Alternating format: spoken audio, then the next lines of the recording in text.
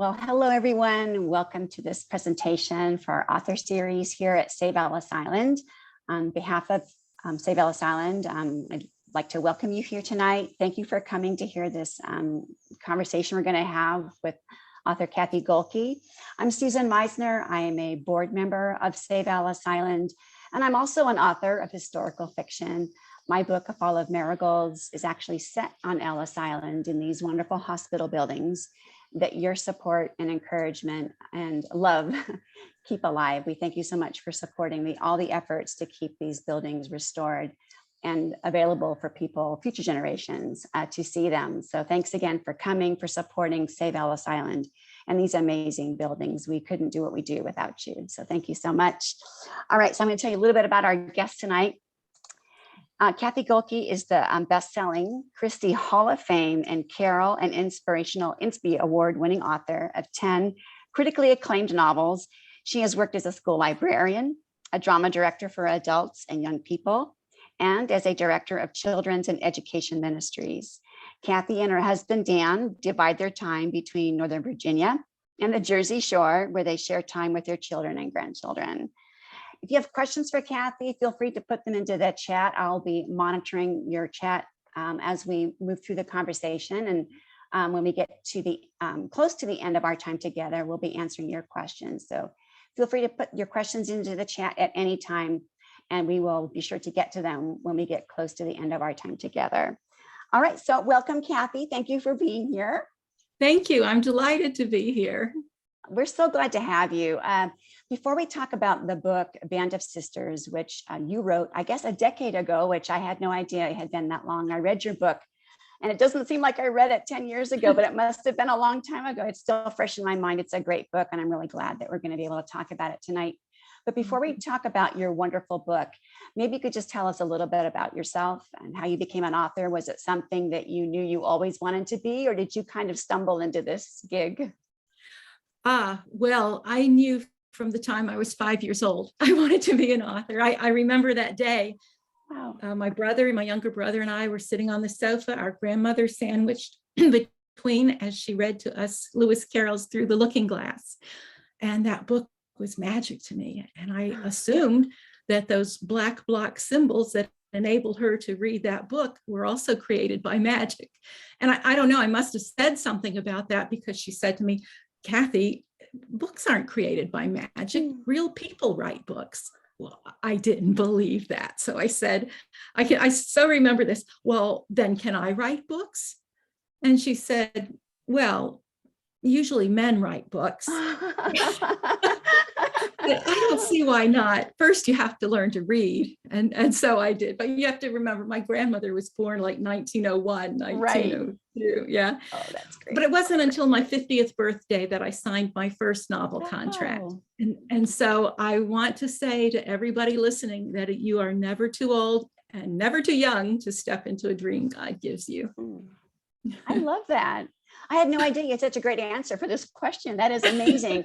You know, most authors that I know, including myself, I don't remember a time like that where I can pinpoint that I knew I was going to be a writer, that I wanted to be one. And so what a wonderful memory that you have with your grandmother. I love that memory of my grandma. Yes, I love it too. I'm going to remember that, just as a way of encouraging people like you just did. That's never too late to follow a dream, especially if you've known all along that you've had this itch. It's time to scratch it. Okay. Yes. All right. Yes. So thank you for that. Was wonderful. Thank you so much. So your book, Band of Sisters, when people ask you what it's about, what do you tell them? Well, I tell them that Maureen and Katie Rose O'Reilly flee Ireland in 1910. They're fleeing a shameful past and fear of a perilous future. They go to New York. They pass, well, I don't want to give too much away there, but they endure the rigors of the Ellis Island inspections. And Maureen discovers that the man who had promised a long time ago to sponsor them was dead. He died, and the family refuses to honor that debt. So they cast her out. She's alone, impoverished, in fear of deportation. So she connives to take a job in a prominent Manhattan department store. only to learn that there's a secret there targeting every vulnerable woman in the city. And it is through a very unexpected band of sisters that Maureen is able to confront the injustice of this and work to help those women in peril. That's it. Oh, that sounds great. I remember now, I'm remembering more and more about the book now that as you're talking about it. And I'm going to ask you about your research, because I would love to know more about how you researched this book. So we'll get to that in just a second. But first, I want to know, like, where did the idea for this book come from? Well, I've always been fascinated by the abolition of slavery and the work in the civil rights movement. But I was astonished to learn that in modern day human trafficking, there are more than twice as many people trafficked as were at the height of the transatlantic slave trade. That's an absolutely frightening statistic. So there was that. And also I was really inspired by an article that I read about a little tiny woman named Alma Matthews. Alma Matthews, this was before Ellis Island, when people were coming in through Castle Gardens. And she learned that there were corrupt men meeting young women at the ships and, telling them they could have a safe life with them. They'd give safe housing. They knew of a job they could get. And this was great news to women coming off the ship. And they quickly found themselves in forced prostitution. Well, when Alma learned this, she went down to the docks with her sturdy umbrella, this little tiny woman, and she was not afraid to knock it into the knees of some of these guys. And she escorted the women to her home and gave them a safe place to live, some training, and helped them find good jobs and safe housing. And although she started this, it became a full-time ministry with many people involved. It was at the time of the settlement house movements going on in Chicago and later New York. So those things were really inspiring and exciting to me. So I would say that this book is born of a passion to expose and draw awareness to, and really to end modern day human trafficking, but also to help. It helped me, but it also, I hope, helps readers ask, what can I do to help in a need so desperate? Wow, that's incredible. I had not heard of her name before, so I'm wondering if you remember, how did you stumble upon this woman? It was a Sunday school class, actually, and it was one of these weekly papers we were talking about, and I don't remember the topic of conversation, what the lesson exactly was about, because I was so startled by this information. I'd never heard of her either, but that's where I learned it first. Wow, that's great. I love that. I love the fact that she was little. I know, I do too. Feisty. Right. And feisty. And I can just imagine her with her umbrella, poking at the back. So that's just what a great picture of somebody who refused to let the voiceless go unheard. That's great. Thank you so much. So I think at this point, we'd love to hear you just read from Band of Sisters. So if you wouldn't mind just giving us a little taste of what your story is like inside the pages, that would be great. Sure. I'll read a little from the first chapter. Okay. Chapter 1, October 1910.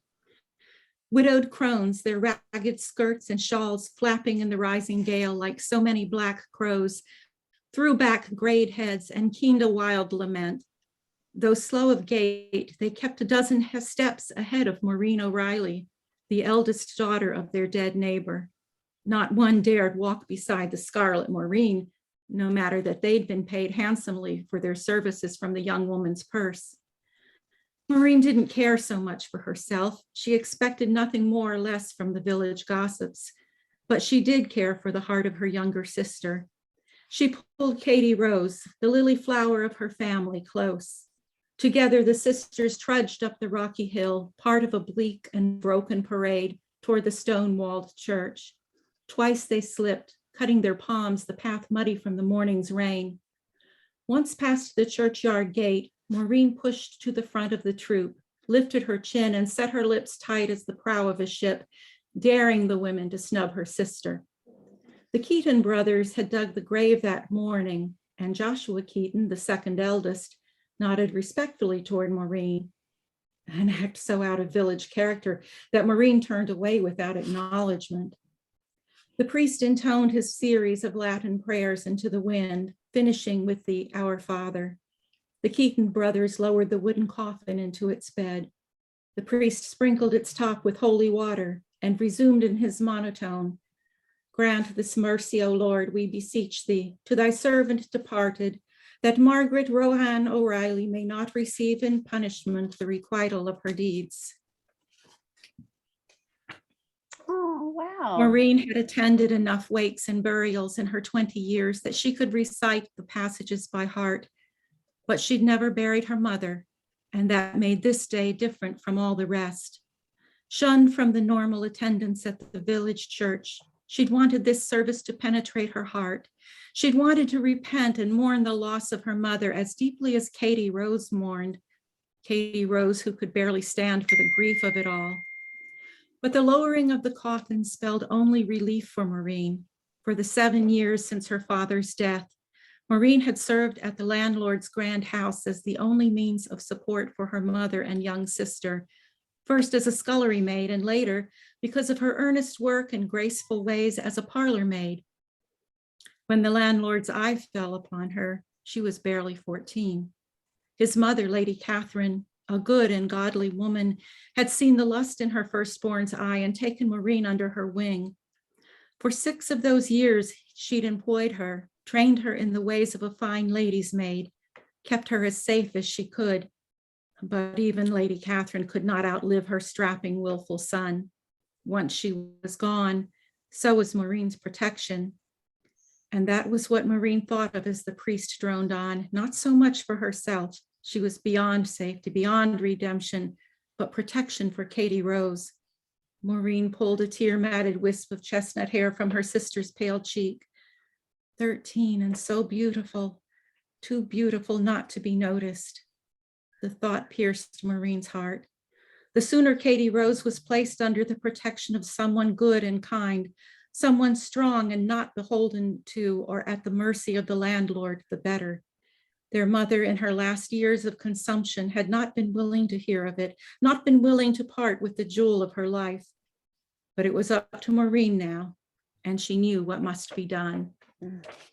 Wow. That sets up the desperation of the women fleeing Ireland. Yeah, I can feel that desperation. That's really wonderfully written. You have such a beautiful way with words, truly.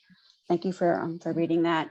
So we've seen inside Maureen in that chapter, but it's 3 sisters that kind of make up the bulk of the story, correct? 3 sisters. So if you could just tell us, like, what are they like in terms of personality? I've written a book that had 3 sisters in it, and so I know what it's like to try and imbue separate personalities for 3 people who are born into the same family, parented by the same people. So how would you describe their different personalities, these 3 sisters? Well, Maureen, the oldest sister, is strong and determined. She has the heart of a lioness, especially when it comes to protecting her younger sister. But she really suffers from presumed guilt. She was forced to do things she never would have done in order to protect her family and support her family. So she deals with a lot of guilt through the story and has to wrestle with that. Katie Rose, on the other hand, is 13, very 13. She's young and impressionable. She's a romantic at heart, but she can also be selfish and willful and even vindictive. She's very jealous of her older sister and very much afraid of being overlooked. She also holds secrets of her own that Maureen is not aware of. So those are the 2 sisters, and there are actually 2 other sisters in the wealthier Wakefield family, but one sister is a more minor character. The main one is Olivia Wakefield, and Olivia is still mourning the death of her father, who was a real kindred spirit for her. They both had a heart and worked for social justice, and she really misses him. She absolutely hates being labeled part of the mink brigade, these wealthy women who say they want to help, but they were called that because they paraded through New York in their minks as part of a march, in their nice automobiles. That's not really what she wants. Not very effective. No, she wants to make her life count for something and mean something. And she doesn't quite know how to do what she wants to do to help women and children. so that's when she comes to ask the question, what should I do? And what would Jesus do? What would he have me do to help them? So those are the three main characters. Mhm. Terrific. So now I get to ask the question that I wanted to ask you earlier, and that is, how did you come about the research part of this? And did you come to Ellis and then all of it? Like, how did you research to write what you wrote? Okay. Well, I started with history books and diaries and all kinds of things I could find at the library and online, documentaries and old maps of old New York, photographs. I read Charles Sheldon's book, which I would recommend to anybody in his steps. It was a book that was written in the 1800s that was very popular at the time of this story. And it's the book that coined that question, what would Jesus do? So that drives the women. That's where that came. It's not really from the WWJD bracelets. Did not know that, yes. Yeah. But it was long, long ago. My mom gave me that book for when I was 10 years old for Easter, and it has had a great impact on my life. So there was that. And I went to the tenement museums yes. in New York, and I spent time in the Bowery and in the Battery, and definitely Ellis Island. Lots of things I learned at Ellis Island were just fascinating. I'd recommend going there to anybody. So there was all of that, and I studied the legislation of the time. And right at the time of the story, just before it takes place, there were a lot of strikes going on in the garment workers industry among women, especially in the shirtwaist factories. Women couldn't make a living wage, and many were forced into prostitution, or they were working in sweatshops in their own tenement homes.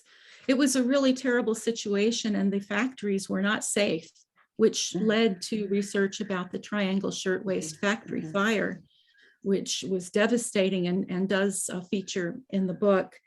So I just learned through all these things so much about the ways that corrupt people exploited women, and about how hard it was to be an immigrant, how hard it was to get here, to stay here, and to make a safe life. It was fascinating research. Yeah, no, I hear you. I wrote it. Well, the fall of marigolds takes place around the time of the Great Immigration as well. And I know what you speak of, and how difficult it was to make a life for yourself back then, especially if you were a woman. It's incredibly difficult. So what were your impressions of Ellis Island when you were able to come visit? Well, I want to answer this as though I'm an immigrant coming. Okay. I've come on the ship. I've been in steerage. I'm hungry. I'm tired. I was seasick, and I'm cold, and I'm weary. And we pass the Statue of Liberty, and we all have this great hope. She's a beauty rising out of the water, this green woman. But then we get to the docks, and the first and second class passengers go off, and we're still there. And we're waiting and waiting, and we're finally ferried to Ellis Island, and we're waiting on the ferry, and it's cold, and we're waiting outside the building, and it's cold, and we're tired and hungry. And finally we get inside the building, and we go up this long staircase, and at the top of the staircase there are these men with clipboards, and they're looking at people, and they're watching them. And I begin to realize that they're pulling people out of line if they're lame or feeble or elderly, or if they look sick. So I'm going to stand up. I'm going to try to walk as straight as I can and as robustly as I can, so they won't target me. And I get to the big room. It's so huge. It's high ceilings. It's imposing. There are all these people speaking all these different languages. And I wonder, how do they understand each other in this country? And finally, I'm waiting to be called up to the front by a man at a stand-up desk who's got another paper, and he's firing these questions at me. And I realized I'd better answer the same way I answered on the ship's manifest before I left Ireland, or they might send me back. And one of the questions they ask is about how much money I have. And I know that there was an amount of money I was supposed to have, but do I really have that amount of money? So if I did not have that amount of money, I could be afraid that they would send me back. And if I didn't have a sponsor, I could be afraid that they would send me back. And if I was a woman traveling alone, I'd be afraid they'd send me back. If I make it past that and I get to the medical inspections, I'm terrified when I see them flipping people's eyes up with a button hook to check for trachoma. And on and on. There's so many hurdles that an immigrant had to pass. And then if they had to stay at the hospital, I mean, it was modern technology for the time, and it was amazing. But for me, coming from a little country village in Ireland, it looked so cold and professional and sterile and impersonal and so advanced. And I didn't know what all these things I saw were for. So I think, oh, and then if I make it past all of that, and I get to go out and meet someone at what they call the kissing post. I love that it was called the kissing post. Too. Yeah, where there are reunions of families, and that's a beautiful thing. You see a man and a woman, maybe they've been separated for years. Finally, they're together and they're so happy. But then maybe you see a man coming and a young woman, and she's holding a child's blanket or toy, but no child. Maybe the child has died even on the way. And so every reunion was not happy.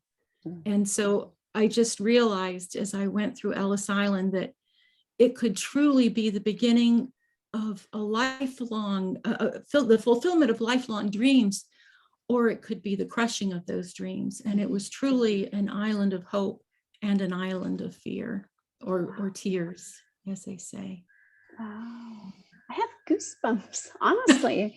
That was so moving, because hearing you say those words as if you are the immigrant makes it seem, it brings it home, doesn't it? It makes it truly real.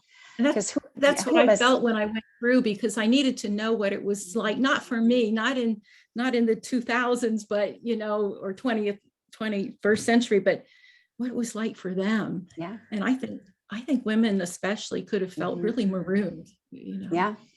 No, I totally agree. In my book, I spent a lot of time in the hospital buildings, which were amazing, as you say, but they had to be so scary to somebody who comes from a little village and no one is speaking her language. And she doesn't know why they think she's sick, because maybe she feels fine. And here she is being sent to the hospital, and she's not getting off the island. And gosh, that was really good. Thank you for sharing it that way. You gave me a lot more than I thought you were going to give me with that answer. I was really good. Thank you. Thank you so much. So I don't have any relatives that came through Ellis. All of my ancestors came to the States well before the Revolutionary War, which is wonderful, but I don't have the Ellis Island experience in my family history. And I kind of wish I did, but I wonder if you do. I don't. My family experience is very much like yours, 16 and 1700s, except for my grandmother, who came as a little child around 1904, but came into Canada and down. However, my husband's grandparents, paternal grandparents, both came through Ellis Island at different times. They weren't married at the time. His grandfather came from Germany, and his grandmother came from what's today known as Slovakia. And he was able, through Ellis Island, to do the research and find their names and information on ship's manifest. And that's been very exciting for him. Oh, yeah, that's so cool. I remember when I was at Ellis looking at the manifests, because they're so amazing, thinking, I kind of just wish I had somebody there who belonged to me. I felt a little left out, a little left out. Now that's great. Thanks. So what do you think? I know you've shared actually quite a bit on this already, but I don't want to skip this question, because maybe there is something that you really wanted to say about this question. But what do you think makes the immigrant story special?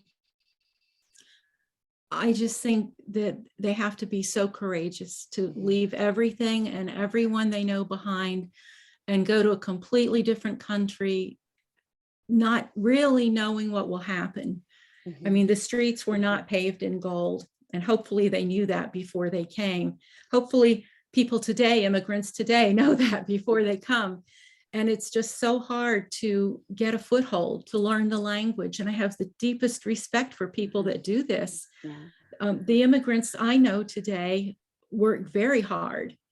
and they take nothing for granted. They have to pay a lot of fees. They have a lot of rules and regulations they have to follow. And it's just mind-boggling to me how courageous they are. Mhm. And I think back then, even more so, because in some ways, because they didn't have any idea really what it would be like. Mhm. And hopefully they had family or a sponsor here, and that would make all the difference in the world. But maybe they didn't. Yeah, So I think it's yeah. just, I'm in awe of what they do. I I am only speak too. English. I'm not fluent in anything but Right, English. right. And I think English is a hard language to learn, and that alone just really boggles my mind. Yeah, and I think too, they probably didn't know if they would ever see their home country again.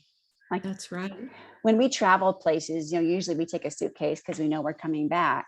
And even if I were to move to another country, I know that if I wanted to come back and see America again, I probably could. But Right. they would not have known that. They probably thought they Never probably would expected to not. return. Exactly. Yeah. So to leave like that was really to begin almost like beginning life all over again with nothing. Yeah. And how brave and courageous you had to be, and to bring your children with you. Right. Yeah. And that was interesting to me too, because on most of the manifests I checked, the immigrants were in their 20s or 30s. They were mostly younger adults. And I'm sure that there were some children, and you see pictures of children, certainly, but it meant leaving your parents and grandparents behind. You may never see them. You wouldn't be there for their funeral. Wow. And all of those things, what you're saying, leaving it all behind. That's But it also tells me that, and I've heard people say this, well, we didn't come to this country because it was better back home. We came because we needed to come. Yeah. Right. Yeah, you're right. Well, the reasons for leaving were ones we could say were probably dire, or in many cases, yeah, I think so. Yeah. So they were two hard choices, I guess you could say. To stay was hard, and to leave was hard, and so they left. But still, how brave they had to have been. Yeah. And it was expensive too. It was right. something that you had to save up for, and you probably sold pretty much everything to make it happen. Right. I even read that just to get to the place where the ship would leave would cost them so much, and then they had to save so much, and sometimes the ship was delayed, like it was in my book. Right. And they would have to come up with money for food and lodging. Nothing was certain. No. Right. Gosh. All right. So this is a question that I like, because I know that for me, when I write, I like to hide away little metaphors. When I write, I tend to think about the themes in my stories, because I kind of want them to resonate when the person's done reading. So I don't know, did you incorporate any themes in your story? I know courage and bravery, I'm sure, is there because of what we just talked about, but what other themes did you want to convey? And are there metaphors in place that, without spoiling anything, that we should be looking for when we read the book? Well, it was certainly the whole theme about human trafficking, and how to help stop that, and how to help people that might be vulnerable to that. And there was the book, In His Steps, and that question, what would Jesus do? What that has impacted so much of my life. What would he do about this? What would he do about that? What would Jesus do about human trafficking? And so that was the repeated theme throughout the story. But there was also, Maureen suffered tremendously from feelings of guilt. So she had to be restored and redeemed. And that's not an easy thing. If we suffer from guilt, we really struggle. And so those were the essential themes, I think. Yeah. And then do you employ the use of metaphor? Is that something that you like to do? Or is that something that just kind of if it shows up kind of organically? It's not something you plan for? Well, I have to say that usually that's something that shows up organically, and sometimes I recognize it. I'm sorry, I thought I turned my phone off. No worries. I did turn my phone off, but let's see, I just got to stop this thing. All my kids are calling for some reason. Usually they show up organically, and sometimes I recognize those, and sometimes readers point them out to me. It happens to me too. Yeah. Yeah, I don't really think that usually I consciously do it. Once in a while, I'm sure I must, but I don't think usually I consciously do. Yeah. It's funny that sometimes readers will point them out to us. Yeah, that's great. So did the writing of this novel change you or broaden your perspective? Or did you learn something new? Well, I've always thought of myself as a compassionate person, but really the research and the writing of the story helped me realize that there's so much I don't know, so much I don't understand about somebody who's really poor and who is really desperate and really alone. I'm so blessed to have family and to have been born in this country. You know, there's lots of things that our country needs to do better. Oh, I am really sorry. You're so popular. I can't talk now. Sorry. Yeah, but yeah, so much I needed to learn, and so much I did not understand. You know, you hear about human trafficking, you imagine people being lured into that, but what I didn't know about how people are really trapped and live in that, and how they really don't even believe that they either deserve something different, or maybe that there even is something different, and it's certainly not available to them. I really didn't understand that as well until I researched for this book. Wow. And it just meant a lot to me. It made me try to look at people and ask myself, you know how easy it is to judge people without even knowing we're doing it. And we have prejudices that we don't even realize we have. And it's made me look at people and say, what is your story? You know, I don't necessarily ask them, but to realize that they may have had a much harder time than I've ever had or imagined. And to try to look at them not as society looks at them or our culture looks at them, but try to look at them through the love and eyes of Jesus and really see who they are. I think it's changed me in that way. Wow. And to think that you wrote it 10 years ago and you can talk about it like that, like it's still fresh in your heart. That's pretty cool. It's a powerful story, and the whole human trafficking thing is really, I mean, it's still going on today. Sadly, it is. Yes. Yeah, you're right. And I think it is up to us, people like us who are free to move about, if you will, to step in and do what we can to help end it.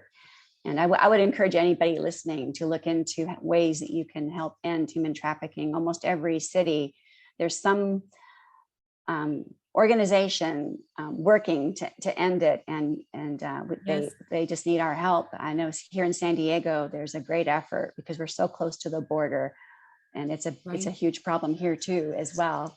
And so there's many organizations here in San Diego, and it's they're always looking for people to help with just the effort, not monetarily only, but just boots on the ground and all of that. So it was and if you don't know of a place, then I will say this: there was a book club that read this book. I did a FaceTime thing with them, and they said that they decided as a group that they would help in human trafficking, that they would become a band of sisters and help. And I love band that. Of sisters, I love it too. It was so amazing. And band of sisters doesn't mean that us helping them, it means us all working together. We're not a them and us, we're together. And that's what they were intending to do. Yeah, Wow. very exciting. That is great. Thank you. Thank you for sharing. Yeah, my mom is involved with Seroptimist International, and they're very big on ending human trafficking. So I don't know if anybody listening has a Seroptimist International in their neck of the woods. It's an organization for women to help women, and they're also, this is one of their big pushes, is to end human trafficking. Mhm. All right. So Great. can you tell us what was your favorite scene to write without any spoilers, and why? Why was it your favorite? Well, there were a lot of scenes I loved writing, but one that was really thought-provoking to me was when these wealthier women are meeting as a group, and they're struggling with the idea of helping. Olivia is introducing this idea, and they're like, well, of course we want to help, but we just don't really want to get involved, you know. And that dynamic is so true of a lot of us, you know. It's like, we really, sadly, you know, we'll donate some money, we'll donate last year's clothes, but do I really want to get it personally involved? And we're afraid. So they struggle with that. And then in a later scene, they come together and they've had time to think about this and pray about this. And they start brainstorming ideas together, what they can do and what they personally can bring sacrificially, what resources they have, what talents and abilities they have to raise awareness, to provide a home, to help with training, to, you know, they have a room to spare, just lots of different things. And while I was writing that, it was brainstorming for me, you know, and very exciting for me. So those were two thought-provoking, sort of self-revealing scenes. Yeah. Wow, Those that's are my great. favorites, maybe. Yeah. All right, I think what I'll do is I'm gonna just stop just for a second and look and see if we have any questions for you. And also, if anybody has a question, this would be a good time to drop it in the chat, because we're coming up, we have 20 minutes left and I don't want to miss a question. So if you've got one, go ahead and put it down here for us. We've got some comments. Janice Kalella, hello Janice. She says, best story ever. Thank you for coming. And Kathleen writes that my grandfather came through Ellis from Russia. Wow. Wow. Yeah. Bonnie Lynn wrote to everyone, the last time my mother saw her grandfather was when she sat on his lap on the train to the ship. Oh, my heart just broke a little bit. Wow. Wow. Wow. And then Frank Colella wrote, Cathy really makes the stories come to life. And Susan is a marvelous interviewer. Mwah. Thank you. You're very sweet. Very moving interview. Oh, thanks. Women rule. Okay. Second Story in Northern Virginia is offering a short learning seminar on human trafficking on July 26th because of the huge problem there. I'm really glad you have that in your neck of the woods, Mary. That's wonderful. And Cathy has the resources in the back of the book. Carrie Taransky is asking, are there resources in the back of the book that can direct people to efforts to end human trafficking? You know, I think so. Let me just, it's been a long time. I know it's been a long time. On my website. Yes. There are on my website. There are on her website. There are links to help you get involved wherever you can in your area. Mm-hmm. Right. Yeah, on my website. On your website, great. Okay, here's a question from Bonnie. She asks, okay, so what first inspired you to write an immigrant story? Was it because you came across Alma and then that led you to the immigrants, or was there something about the immigrant story that appealed to you first?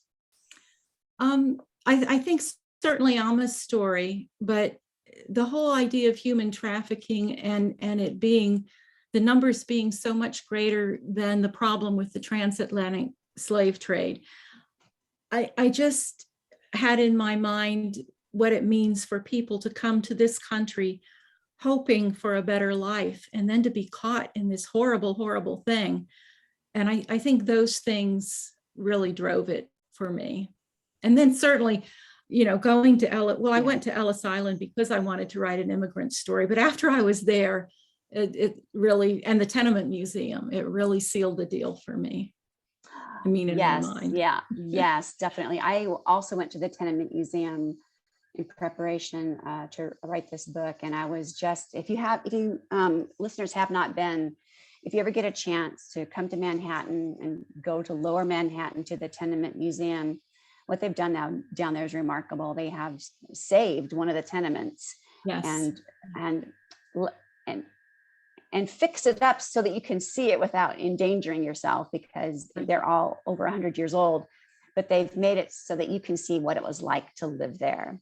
So even though it's been refurbished to be safe, they have not changed it to make it beautiful or wonderful, because they weren't beautiful and wonderful. You know, in the beginning of the 20th century, it was a huge immigration wave.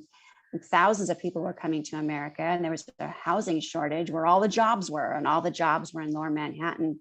So apartment owners would take a 3-bedroom apartment and make it into a dwelling unit for multiple families. So you had one family in bedroom 1, another family in bedroom 2, another family in bedroom 3, a family in the dining room, a family in the living room, and they were all living in this tiny little space with poor ventilation, if any, no sanitation, and maybe not running water. So it was not a great place to live. And it wasn't until the tenement housing laws were changed that those conditions began to improve. So a lot of immigrants that came to the United States and settled in Lower Manhattan were living in conditions like that, which were just just incredibly austere. You can't imagine, but you can imagine if you go to the Tenement Museum. So I do encourage you. And now that I think COVID is mostly in the rear view, I think they're back open again and having tours. Okay, so Francis asks, would you be so kind and tell us the name of the book mentioned in the beginning? We've mentioned a couple of books. Cathy mentioned In His Steps by, what's the name of the man that wrote that book? Charles Sheldon. Charles Sheldon. And my book is A Fall of Marigolds. We mentioned that book in the beginning. The name of this book is Band of Sisters. I think that might be all the books we've mentioned, unless someone can think of another one. So I hope that answers your question, Francis. Okay, if you've got a question, please do put it in the chat and we'll get right to it. So Cathy, what do you love most about the writing life? And then conversely, what's the hardest thing about it? So what do you love most first? Well, I think I love most that writing helps me to make sense of life and helps me to look at whatever the issue is I'm writing about from all different angles and different perspectives, because of course you have to have different characters' viewpoints, and you have to have, you have to have the advocate, and you have to have the devil's advocate, and it really opens my eyes and my mind to why people are the way they are, what makes them tick. So I love that part. And I love the fact, I always come back to this, that Jesus told stories and parables over 2,000 years ago, and I am still learning from those today. I'm learning how to love God with all my heart. I'm learning how to try to love my neighbor as much as myself. And so I want to do that through story. And I want to, follow that and try to do that. And the hardest thing about writing is doing that, is really getting that on paper, getting whatever the vision in my head is, to get it out and to make it so readers can understand what I'm trying to say, or see the vision that I see, or whatever it is. People come to anything with all their own life and their own experiences. And so whenever we read something, it's not just what the writer said, it's what we bring to it that we take away. So I want to, as much as I can, help readers see what I see and hear what I hear and feel the emotion that I feel, and getting that out on paper in a coherent way. That's the tricky thing. That's the hardest thing. Executing is always the hard part. What are the other challenges? I know writing is actually, even if you've got a great idea and you love to write, writing is still hard. But what do you find are the hardest parts of this career that you and I have both chosen? Balancing it with real everyday life. I do a lot of care for my grandchildren, and while their parents are working, and homeschooling. And I just love that. I absolutely love that. And I love to garden. I love to do lots of things, but trying to make it all work together and keep my head in a story, that's one thing that I found to be really challenging. If my time gets divided up, it's very hard for me to keep my head in the story. I need to stay with it and keep the momentum rolling. So I do think that's probably the hardest thing for me. So And what are your tips then on how you do maintain that balance? Are there things that you've learned along the way that you realize this actually really helps me kind of keep everything, all the plates spinning? well, I don't always keep all the plates spinning. I'll confess that. But I think for me, I have to find blocks of time to write. Mhm. And I don't just mean an hour each day, because my life doesn't work like that. Mhm. But I need a week or two to work, and then I can do some family things, and Mhm. but there are just seasons, and every life has so many different seasons. They're always changing. And I've learned, I think probably the most helpful thing is that I can trust that when it needs to happen, it will happen. Mhm. And that I can do the thing that is the most important in the moment, and trust that I'll be able to do the writing still. Yeah. And it's always worked out. So Yeah. I'm going to keep trusting that. Well, that's good news. Yeah, I had someone tell me once that you don't find time to write, you have to take it. And she did, and Yes. she said you don't even make time to write, you have to take it. You have to steal it from something else. Because Yeah. she was a mother and a writer, and she had children, and the dog, the house, the husband, and all of that. So she said, Yeah. because someone asked her, how do you find time to write? And she goes, I steal time from other things. Yes. And so it might just be getting up a little earlier, or not watching the Netflix series that everyone else is watching, Right. because Right. you Yeah. need to do that writing time, or it won't get done. So yeah, that's a great Yeah. answer. No, you really do have to give some things up, and you have to decide what's so important that you won't. But Yes. like Right. television isn't high on my list, so Right. Yeah. that's okay. So Janice is asking both of us, are you always thinking about the next book? You answer first and then I will. Well, I'm always either thinking about the one I'm working on or the next book. And a lot of times I'm thinking about the worry that I don't know what the next book is. Or, I find, especially the older I get, that I really have to stay focused on one book at a time. And even if I'm tempted about that idea, I have to say, no, I can't think about that now. I have to do this. And then when it's time, then I can immerse myself in that. But I have to do one thing at a time, and that multitasking thing gets harder as I get older. Oh, I hear you. Yeah, I'm kind of the same way. I have to discipline myself to just think about the current project that I'm working on, but I am always thinking about the next book, and I allow myself that. I don't tend to cut myself short on that, because I think the thinking time is actually really rather productive. Because Yeah. if I've spent like a year just thinking about it, even while I'm working on something else, in my mind, I have been working things out. And Right, so that's true. thinking Yeah. time is really rather nice, because you're not expending creativity yet.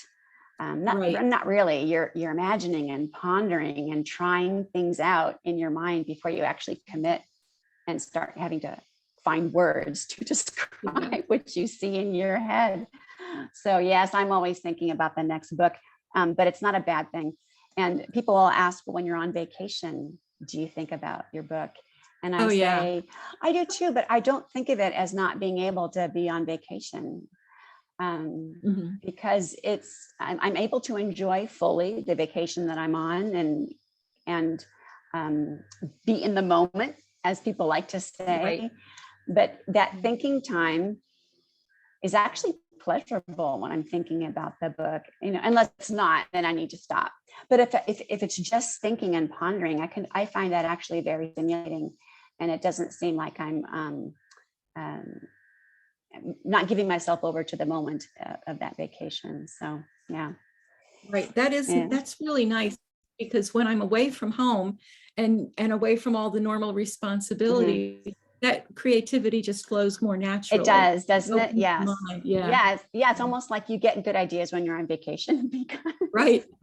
because you don't have all the other, freer, I think. yes, you don't have all the other trappings of living, of just maintaining a life and all that entails. You're on vacation, you really do have the freedom to think.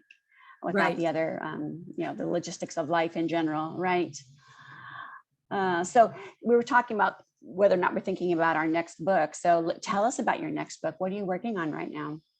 And I want to know what your most recent title is. So you can answer whichever one you want to answer first, but either tell us what you're working on now and what your most recent title is, because Band of Sisters has been out just a little bit. And we also want to know what you're working on for the future. Okay.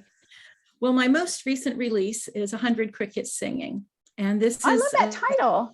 I love that title too. And, you know, a reader gave me this title in a letter about something else entirely. She was talking about something else entirely, but she referred to something as a choir of 100 crickets singing. And I thought, that is a wonderful title for a book. So I kept it, and so did Tyndale, which is wonderful. That's lovely. This is a time slip story, which I really had a lot of fun writing. It's set in a small Appalachian town called No Creek, North Carolina, fictional town. And it's two time periods. It's World War II and the American Civil War.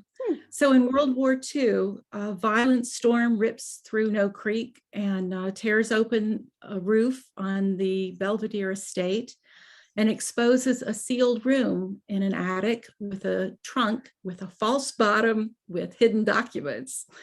And that's how the story begins. Yes, that's delicious. Yes, I love that. And that's already out? Is that already out? Yes, this just came out in April, right?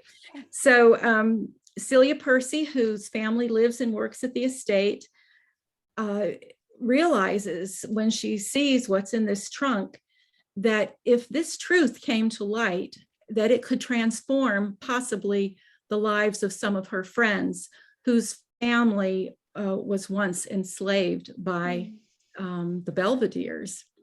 So then we have the Civil War, and Minnie Belvedere is the heroine in that part of the story. And she has a hot-headed younger brother who's entangled their finances, the family finances, and lives in the Confederacy. But she also has an older brother who is loyal to the Union, which is very unpopular with the Confederacy. And this is in North Carolina, you have to remember. So she actually risks her life and her future and her life to help the people who her parents had wanted to free to gain liberty and land. So it's really a story of friendship, and it's a story of the enduring promise of justice and hope of justice. But the interesting thing, thank you. The interesting thing about this, I love the research for this, the World War II research for this on racism was fascinating to me, things I really didn't know. It is what I call a No Creek novel. My first No Creek novel was just before that. It was Nightbird Calling.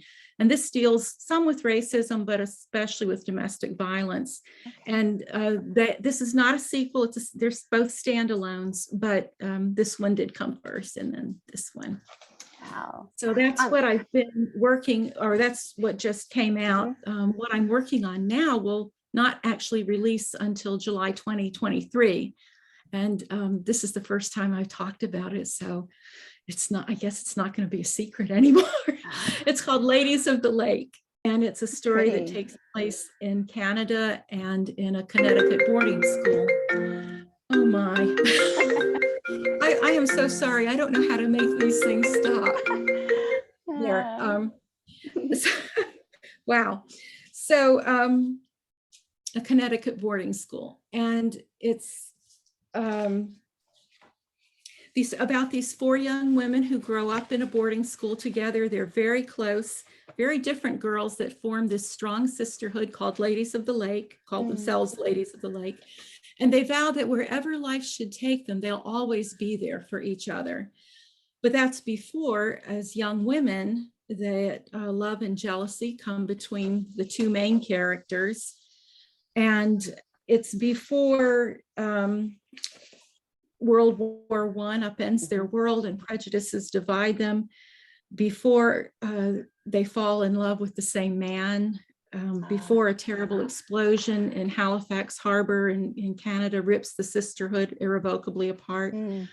But 17 years later, an unsuspecting phone call draws one woman into a past that she really had determined to put behind her, to the memories of the man she once loved, and forces her to face a sisterhood and an identity that she'd abandoned. So that's a story of the friendship of women and how wonderful and fragile and difficult it can be. Great. Well, both of those sound amazing. Thank you so much. And what was the name of the cricket one again? I need to write it down, and I didn't. So tell me the name again. 100 Crickets Singing. 100 Crickets Singing. Yeah, that is great. Okay. Someone asked a question in the chat about where in North Carolina do you relate? Let's see. What city in North Carolina do you relate No Creek to? I can't tell you because it's more a region. It's really Wilkes County, North Carolina. So there's not really a city or a town, but it is that area. It's the lower part of the mountains, the high foothills. Okay. And is No Creek a real place, a real thing? No, okay. I can tell you a really quick story about that. My brother, who shares a love for writing and to whom I dedicated this book, took me to this sign when I was visiting him one time, and it said No Creek on the street sign. And I was like, wow, that's a really odd name. And he pointed out a church called No Creek Baptist Church. And the reason it's called that, he told me, is because in years gone by, all the Baptist churches were built by creeks or water or something where they could do full immersion baptism. But this was No Creek, so it's called No Creek. And I just thought that was the most wonderful name. And I decided then and there that the town would be called No Creek. I didn't even know it was great at that moment. Yeah, that's great. I love that. That's terrific. Oh my goodness. There's a line in one of the books, I guess it's Nightbird Calling, where a woman says, creeks run like a widow's tears through the foothills of these mountains. Aww. And that's true. So wow. No Creek is unusual. That's great. Oh, I'm so sad to say that we are pretty much done with our time. I'm so glad that we had this chance to talk. Was there anything that you wanted to add to what we've talked about? Because we've got like 2 minutes to be able to get your last comments. Otherwise, we can thank everyone for coming. Is there anything else that you'd like to tell us before we have to sign off? I just really want to thank you. And Susan, you've been a wonderful moderator. I so appreciate it. And all of everyone at Ellis Island for this opportunity. It's been a joy to me. And I thank you for the work that you're all doing there. It is tremendous and we all benefit from it. And thank you to everybody who's checked in tonight and listening. I so appreciate that. Oh, good. Yes, it's been a lot of fun talking with you. I think it's been a while since you and I have chatted, so it's been fun to reconnect too. It has been. So yeah, I just want to tell everyone before you start signing off that we're very grateful you were here tonight. Your participation helps us keep Save Ellis Island at the forefront of your minds. We want you to be thinking about us, and we again could not do the restoration work that we're wanting to do for these amazing buildings without you. So thank you so much.